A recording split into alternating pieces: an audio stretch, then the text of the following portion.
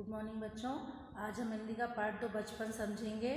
इसमें लेखिका ने अपने बचपन की कई चीज़ों का वर्णन किया है और इसमें लेखिका का नाम है कृष्णा सोबती, जो कि शिमला की रहने वाली हैं। उन्होंने तब में और अब में जो कई बदलाव आए हैं वो बताए हैं। तो इसमें लेखिका बताती हैं कि वो बचपन में सबसे पहले पोशाक के बारे में बताती हैं कि बचपन में वो गहरे कलर ज़्यादा पसंद करती थी, वही पहनती थी।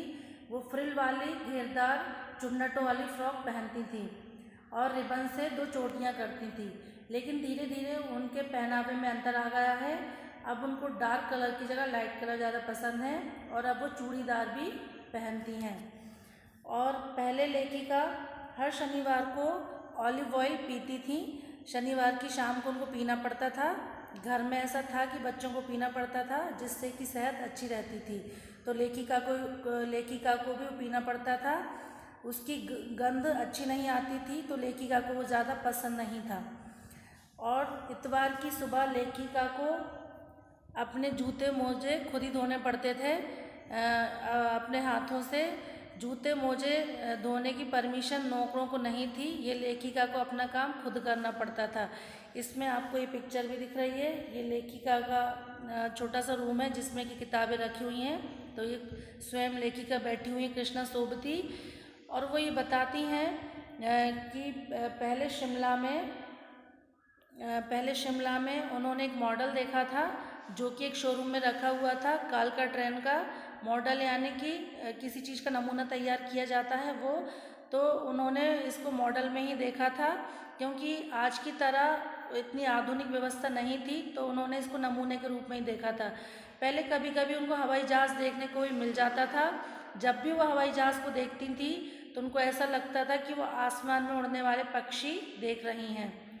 और तब के और अब में खान पान में भी अंतर आया है। समोसे कचौरी पहले ज़्यादा मिलते थे, अब भी मिलते हैं, लेकिन अब बच्चे पेटिस और बर्गर पिज़्ज़ा ज़्यादा पसंद करते हैं। पहले खसखस फालसे का शरबत पीती थी वो, लेकिन अब उनकी जगह पेप्सी वगैरह ने ले ली है। तो ये लेखिका तब में और अब में अंतर बता रही हैं। पहले घर में ग्रामोफोन हुआ करते थे और टेलीविज़न नहीं हुआ करते थे, लेकिन अब तो टेलीविज़न रेडियो सब जगह हमको देखने को मिलते हैं। तो ये लेखिका बता रही हैं कि तब में और अब में कितने अंतर आए हैं। और वहाँ के जो फल थे, शिमला के हिमाचल तरफ जो फल पाए जाते हैं, तो काफल वगैरह, तो लेखिका को भी वो फल बहुत पसंद थे। उस समय लेखिका को चॉकलेट खाने की छूट इतनी नहीं थी। उनको शनिवार को एक ही दिन चॉकलेट खाने को मिलता था, तो वो चॉकलेट भी बड़े स्वाद लेकर मज़े से रात में सोते समय अपने बिस्तर में खाती थी। और अब आजकल के बच्चे तो ये चीज़ें उनके रूटीन में आ गई हैं तो खाते रहते हैं। तो वो यही वर्णन कर रही हैं कि तब के और अब के बचपन में कितना अंतर आया है। लेखिका को बचपन में चश्मा लग गया था क्योंकि उनकी नज़र कमज़ोर थी। तो उनके जो चचेरे भाई थे उनको लंगूर की सूरत कहकर चढ़ाते थे, क्योंकि भाई बहनों की आदत ही होती है घर में एक दूसरे को चढ़ाने की, मजाक उड़ाने की।